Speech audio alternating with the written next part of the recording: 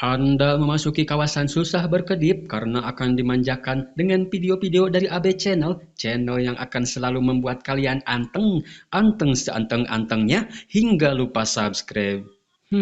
Subscribe dulu dong. Sebagai channel pemula, tentu AB Channel sangat membutuhkan sekali dukungan, saran, kritik dari kalian semua. Yuk, ramaikan kolom komentar penilaian kalian tentang channel ini. Dan bagi yang sudah subscribe, senang, terhibur dengan konten alur film yang dibawakan AB Channel. Semoga sehat selalu, panjang umur, dilapangkan rezekinya. Meskipun saya tahu konten alur film itu seabrek ya bre ya, tapi tidak akan membuat AB Channel ngadeg-deg yang sama-sama lagi berjuang di bidang apapun itu. Sebuah permata tidak akan dapat dipoles tanpa melalui sebuah gesekan. Demikian juga seseorang tidak akan menjadi sukses tanpa sebuah tantangan. Yuk, semangat yuk, bisa yuk. Namatin film serial yang berjudul Wednesday, yaitu episode 6-8, karena openingnya sudah kepanjangan, kita geder aja langsung ke filmnya.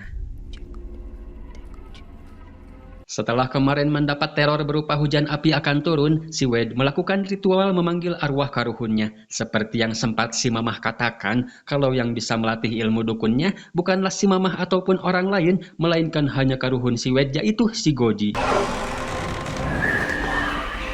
Yang ngucunghul ternyata malah si borokokok ini, tapi tiba-tiba ada kurir barbar melempar paket lewat sela-sela pintu. Sebuah surat bertuliskan kalau paket sebenarnya berada di makam si Crackstone. Si Wade yang sudah menanti paket pun langsung bergegas untuk COD-an di sana. Si Enid tidak kuasa untuk masuk, seraya memilih untuk menunggu saja di luar, dan tiba-tiba Happy birthday to you. Ya, rupa-rupanya si Wade ulang tahun. Happy birthday Wednesday. Di makam coba ultah nage. Sepertinya Sitting yang merencanakannya. Yang ultah tapinya malah Jongjon saja dengan sebuah tulisan sama yang muncul secara tiba-tiba di Nevermore. Namun ada kelanjutannya, yaitu hujan api akan turun saat aku bangkit. Dan ketika disentuh, tiba-tiba kembali ilmu dukun si Wade muncul, bertemu dengan si Goji yang sudah si Wade arep-arep dari tadi memberitahukan si Wade kalau Crackstone akan bangkit. Temukan gerbang ini. Sebelum itu terjadi, si Goji pun hilang bak si doi yang suka ngeghosting. Lantas si Wade pun menggambar sketsa pintu gerbangnya, semirip mungkin kembali akan menanyakannya ke si Tyler yang juga mengucapkan selamat ulang tahun, seraya ngajak si Wade untuk makan-makan. Namun si Wade tidak menggubrisnya, lebih fokus ke gerbang pintu yang ditunjukkan si Goji.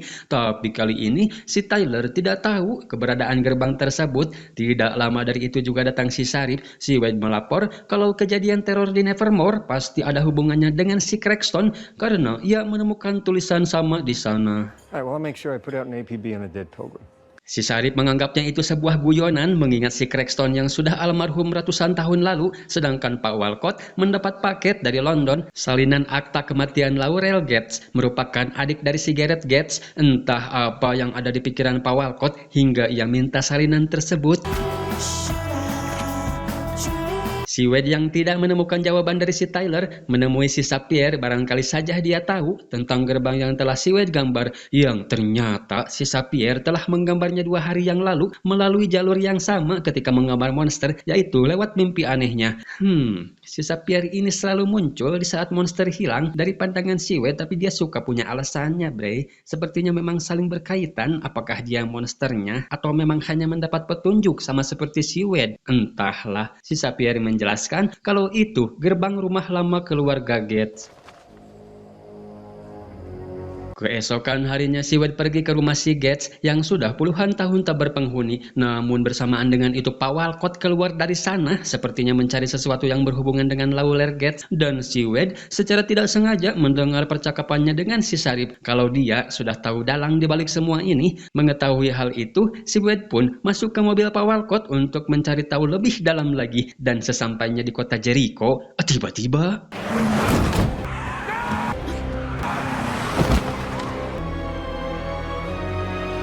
Kejadian itu membuat Bu Kepsek kembali adat-adatan karena keterlibatannya dengan kecelakaan Pak Walcott, membuat sekolah diisolasi dan izin keluar dari sekolah si Wade juga dicabut. Keesokan harinya, si Wade menelpon si Tyler seraya berkata kalau si Wade telah mempertimbangkan ulang tawarannya dan nyuruh si Tyler untuk menjemputnya di gerbang sekolah jam 8 malam nanti, tapi tanpa menyalakan lampu mobilnya.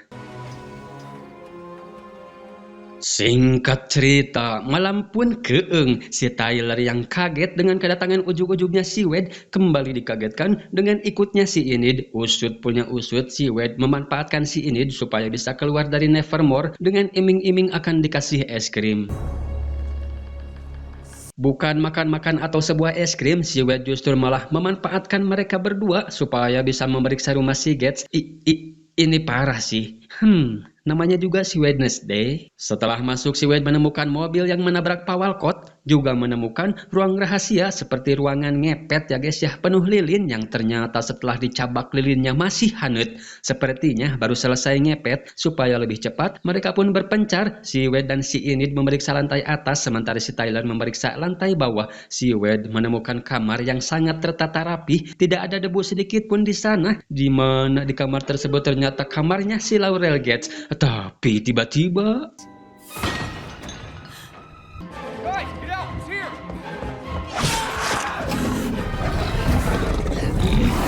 si monster ternyata berada di sana. Apakah kamar tadi merupakan tempat tinggal si monster? Mengingat ke belakang, jejak si monster yang berubah jadi jejak manusia ya guys ya. Entahlah, namun si monster tidak biasanya nyerang si Wade hingga membuat mereka terjatuh karena lip yang talinya diputus si monster dan tidak sengaja masuk ke ruangan tempat di mana potongan-potongan bagian tubuh para korban si monster disimpan. Tapi untungnya mereka berhasil keluar dari sana. Si monster juga sepertinya tidak mengejar lagi, menemukan si Tyler yang sudah terluka karena cakar si monster dan kembali hilang monster, terbitlah si Sapphire. Tapi ada alasannya guys, jangan ngejudge dulu. Sebelumnya dia mau menemui si Wade tapi hanya ada sitting di sana dan memberitahukan si Sapphire kalau si Wade pergi ke rumah si Gates. Jadi gimana menurut kalian? Jelmaan monster itu atau bukan si Sapphire ini? Kembali ke cerita mereka yang sudah di rumah si Tyler, tiba-tiba si Sarip pulang. Melihat hal itu, si Sarip sempat ngadat, tapi ngadatnya nanti dulu. Si Wade ngajak si Sarip untuk memeriksa rumah si Gates, dan yang terjadi, bak rumah kosong pada umumnya, semua yang ada di sana seketika sirna begitu cepatnya. Sepulangnya ke Nevermore, Bu Kepsek sudah ada di sana untuk menyambut kedatangan si Wade yang telah melakukan pelanggaran berat ditambah telah membahayakan teman-temannya. Seraya akan mendeo si Wade dari sekolah, tapi si Wade menunjukkan gambar yang dibawa si Rowan. Alih-alih si Wade dianggap akan menghancurkan sekolah, justru si Wade merasa kalau dirinya yang akan menyelamatkan sekolah. One more step out of line and you will be expelled. No ifs. Si Wade kembali ke kobongnya, tapi mendapati si Enid yang sudah beberengkes karena kekecewaan atas perbuatan si Wade yang padahal si Enid ini sudah berusaha untuk menjadi teman yang baik. Lantas dia pun pergi, ngungsi ke kobong lain dan kali pertama dalam hidupnya si Wade merasakan kesepian dikala sendirian. Tapi si Wade yang membawa barang dari kamarnya si Laurel Gates menemukan beberapa foto terjatuh dari sana, di mana salah satunya terdapat foto si Wade. Jadi selama ini si Wade selalu diawasi guys. Tapi itu tidak membuat si Wade ngagibrig sama sekali. I will find you.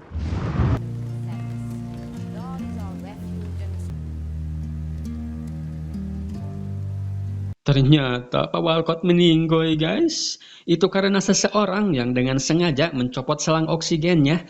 Selamat jalan Pak Walcott. Jasamu sungguh sangat besar, tapi peranmu sampai di sini lumayan buat ngurangin budget. Tapi padahal Pak Walcott tahu siapa dalangnya. Malah modareti heula. Ya, tiba-tiba si Wade seperti sedang diintai. Lantas si Wade pun mengejar orang tersebut hingga ke hutan dan ternyata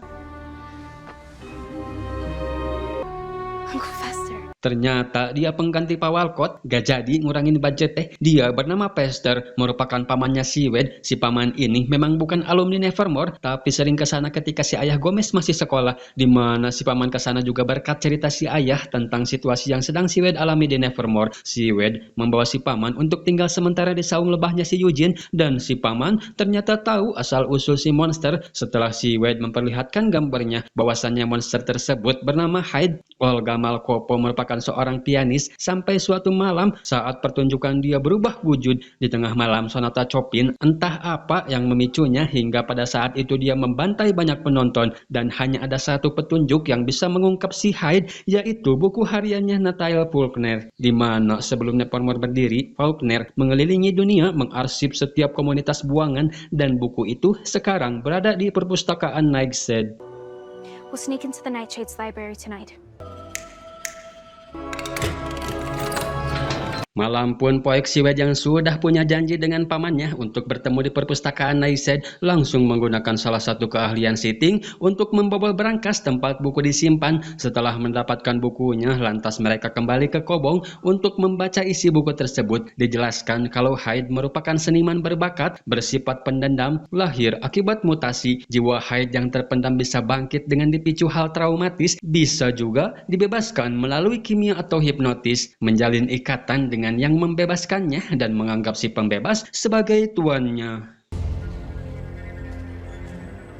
Keesokan harinya Siwed yang curiga dengan si Sapphire langsung mengintainya dengan menerapkan GPS supaya bisa mudah dilacak menggunakan sebuah kendaraan hasil curian si paman. Karunya eta tukang susu murni dipadog motorna. Tenonet net net tenonenonet tenonet net net tenonenonet.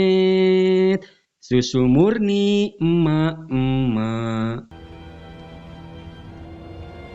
Terlihat si Sapphire menemui Dr. Kinbot, si psikiater, namun entah terdengar atau tidak yang dibicarakan si Sapphire ke Dr. Kinbot. Kalau si Sapphire bermimpi Dr. Kinbot meninggal, sepertinya tidak terdengar karena jauh. Lantas si Wade pun pergi dari sana menuju warung kopi. Melihat hal tadi, si Wade sudah bisa menyimpulkan kalau Dr. Kinbot lah orang yang membebaskan si Hyde, alias tuannya si Sapphire. Si Tyler yang memberikan kopi dikenalkan pada pamannya si Wade dan melihat buku yang dibawa si Wade kalau monster inilah yang menyerangnya saat di rumah keluarga Gates. Tapi tiba-tiba si Sharif datang minta untuk menyebarkan foto DPO yang tidak lain adalah paman si Wade yang ternyata sudah menghilang dari sana. Ahli babadog nama ya si paman. Dan si Tyler yang merasa terhutangi oleh si Wade menjadwalkan ulang makan-makan yang tidak jadi waktu itu seraya janjian jam 8 engke peting di makam si Cragston.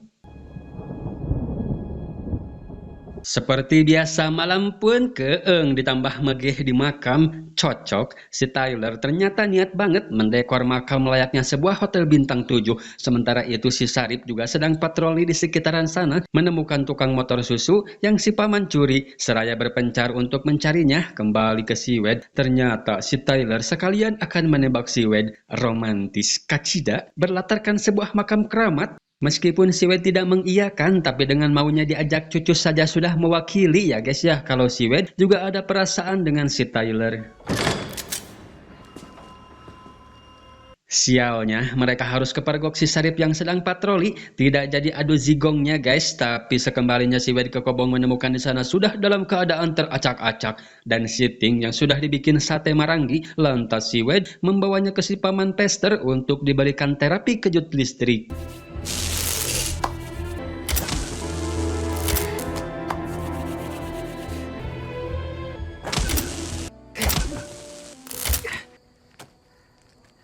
Saat kembali tersadar, Sitting tidak tahu siapa pelakunya karena dia ditikam dari belakang. Si Wade juga memberitahu si Pester kalau motor yang dia curi sudah ketahuan pas Sharif dan posisinya sekarang sudah tidak aman lagi. All right, I'll lay low here tonight, keep an eye on the patient, and I'll skedaddle in the morning.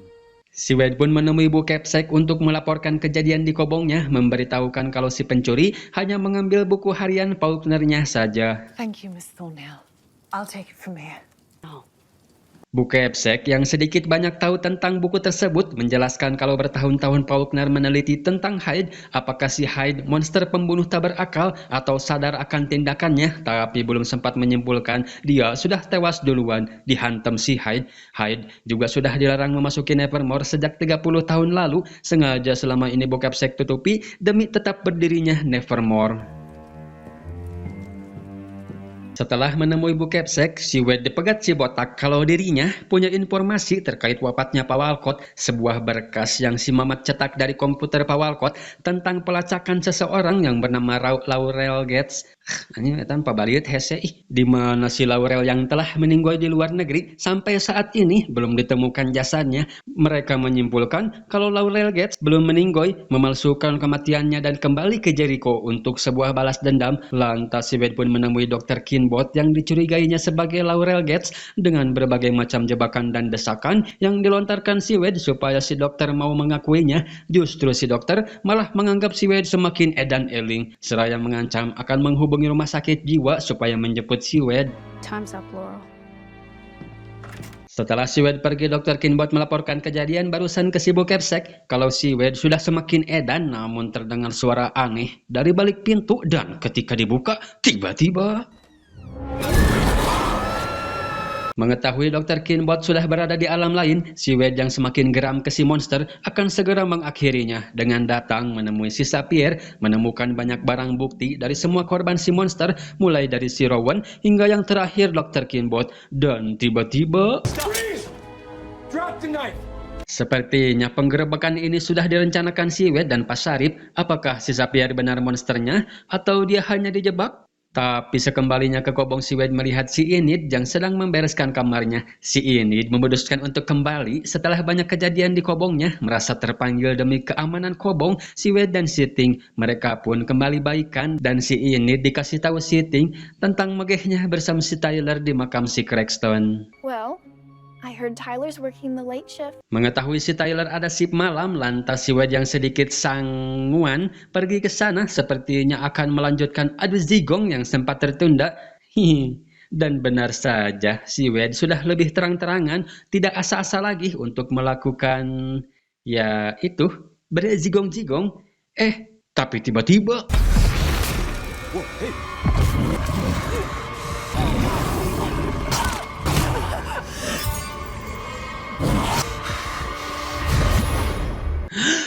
yang benar guys, oh my god, si Wade mendapat terawangan di saat Dr. Kinbot diserang yang ternyata si monsternya adalah si Tyler. Kan sudah saya bilang kalau Pak Sutradara menginginkan kita supaya tidak menyangka-nyangka, bukan bertanya-tanya. Si Wade yang soak semunga huleng, bisa-bisanya cipokan pertama dengan orang yang sepanjang film si Wade buru. Dasar film. Si Wade yang tadi kabur ternyata bertemu kembali dengan menyuruh si Ting untuk mengirim surat ke si Tyler bermaksud mau membungkam si Tyler, menelanjangi semua keborokannya. Ngaku sia maneh ler, popoyan cangcut kula leungit, itu ulahmu kan? Karena si Tyler tidak mau ngaku, temannya si Wade pun muncul dan menculiknya menggunakan jurus pelet si botak, membawanya ke tempat si Sapphire untuk digengbeng, mengungkap semua kejanggalan mulai dari rumah pertemuan lama yang ujung-ujung ada monster dan hanya si Tyler yang tahu si Wade pergi ke sana. Saat pesta Raven, hanya si Tyler juga yang tahu kalau si Eugene pergi ke gua di hutan, dan terakhir di rumah si Gates melukai diri sendiri untuk sebuah pengalihan. Cerdas maneh sakitu nama, rasakan ini. Si Wade yang terlalu barbar membuat teman-temannya soak dan pergi dari sana, melapor pada si Bu Kepsek kalau jiwa psikocrot si Wade sedang kambuh, seraya menelepon Pasarip menjelaskan situasi di sana. Kembali ke si Wade, si Tyler sangat kekeh tidak mau ngaku meskipun belum melihat secara langsung, tapi sepanjang film penerawangan si Wade tidak pernah salah ya guys ya. Rasakan lagi ini. Get away from my son! Drop it! Si Sari pun keburu datang membawa mereka ke kantor polisi, tapi diselesaikan secara kekeluargaan dan si Tyler minta izin berbicara empat mata untuk menyelesaikan masalah ini. Dengan wajah gaalen mirip si Gates, akhirnya si Tyler ngaku sambil ngeharewos kalau yang selama ini ngambil jemuran cangcut adalah dirinya. Ini parah sih.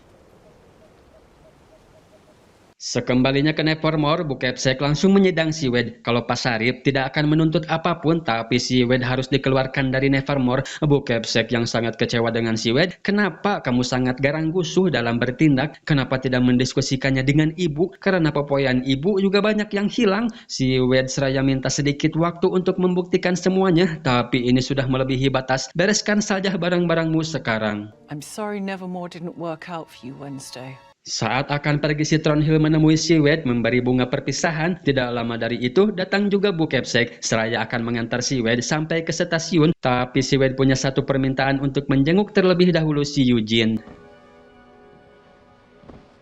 Sesampainya di rumah sakit, si Wade minta hampura dan mengingatkan si Eugene untuk tidak pergi dulu ke rumah sarang lebah karena Hyde masih berkeliaran. Lantas si Eugene yang meskipun ingat-ingat Poho menceritakan kejadian saat ada orang yang membakar goa dengan memakai baju hitam dan sepatu bot berwarna merah. Entah ini lamunan si Wade atau apa, tapi scene berpindah ke Citron Hill. Tapi sepertinya bukan, karena secara ujug-ujug si Wade sudah ada di sana. Sepertinya si Wade curiga dengan Citron Hill, langsung mengsekaknya kalau Laurel Gates adalah Citron Hill. Dia menyangkal kalau si Wade sudah ngaco, menuduh tanpa bukti.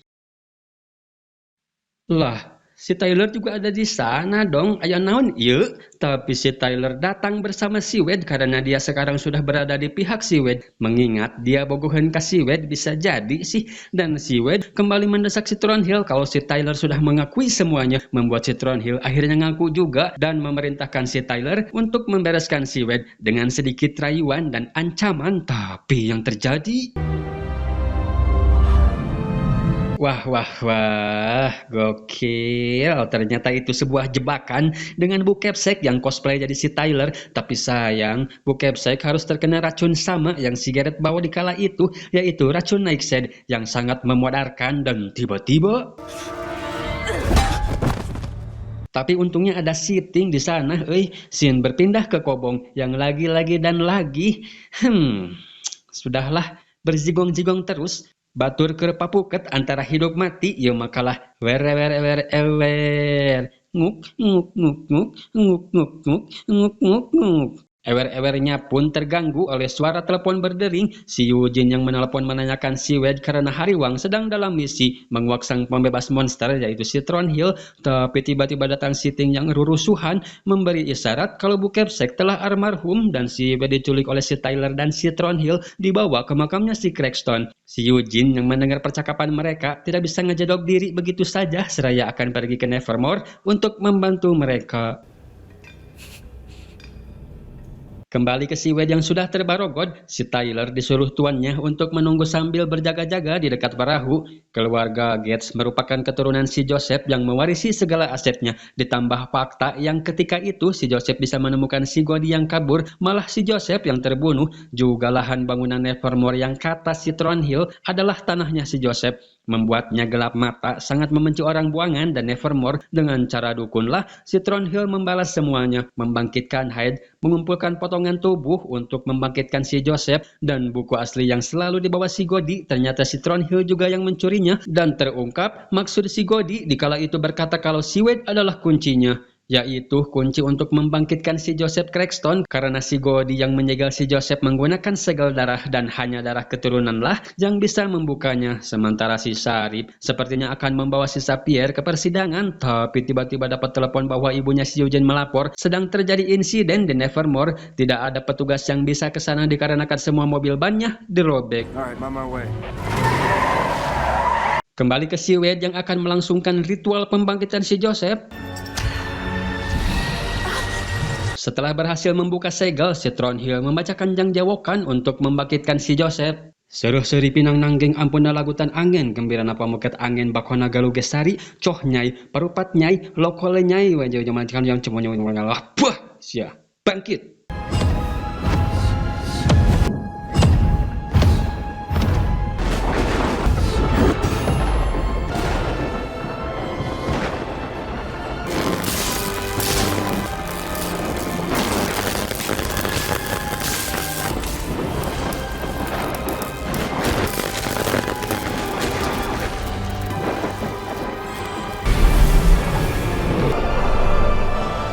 Dan si Joseph Cragston pun bangkit. Citron Hill suntangan ke karuhuna seraya berkata kalau dirinya adalah keturunanmu. Si Joseph yang melihat sosok si Goldie pada si Wade langsung menublesna menggunakan pisau lalu pergi menuju Nevermore.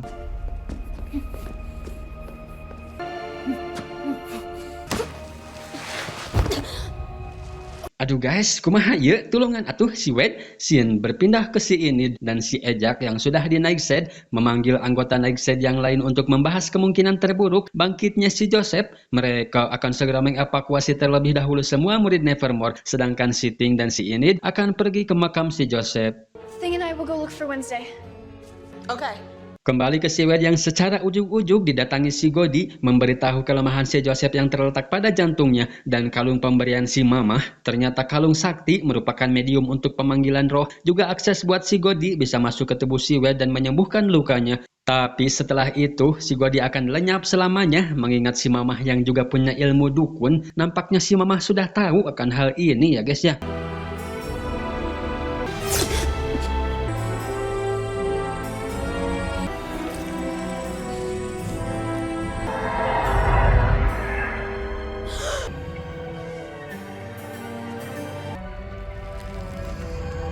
Berpindah ke si Enid yang akan mencari si Wade. Di tengah perjalanan, tiba-tiba si Enid bermutasi menjadi kucing goreng, padahal dia sebelumnya menjauh dari geng serigala karena tidak bisa bermutasi ya guys, cuma kukunya saja yang bisa manjang. Sedangkan si Wade yang akan menyusul si Joseph dihadang si Tyler yang juga menunjukkan perubahannya di depan si Wade. Mencekeknya hingga tidak walak kaya, tapi tiba-tiba sementara si Enid yang akan nahan si Tyler, si Wade melanjutkan pengejaran si Joseph, dan si Joseph sudah sampai di Nevermore, malah ngadat ke si Thornhill karena banyak bacot. Be gone, or I will cut thy tongue from thy wretched mouth.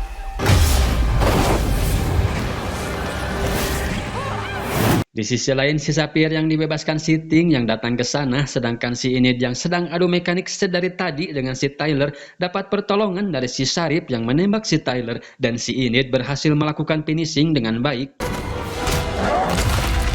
Sedangkan si Wade yang sudah sampai Nevermore ngambil pedang naon sih eta ti zaman si Ayah Gomez, pedang eta aya wae di dinya. Si Joseph semurada reuwas melihat si Wade yang masih jag-jag. Dari mana kau mempelajari ilmu rawa rontek? Panah si Sapphire dapat dibalikan dengan mudah, namun si Wade yang sudah kebal hanya terasa seperti dicocok semut, dan adu mekanik pun kembali terjadi.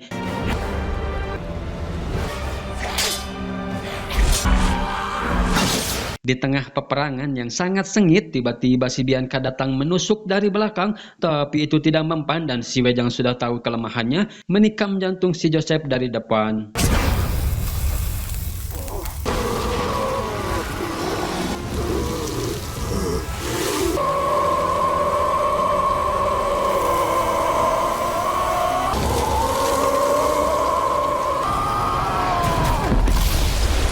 Setelah berhasil mengalahkan si Joseph, si Thornhill muncul dengan menodongkan pistol, tapi tiba-tiba jutaan engang menyerangnya. Sudah dipastikan itu pasti si Shino ya guys ya, yang mengendalikan para engang supaya menyerang si Thornhill.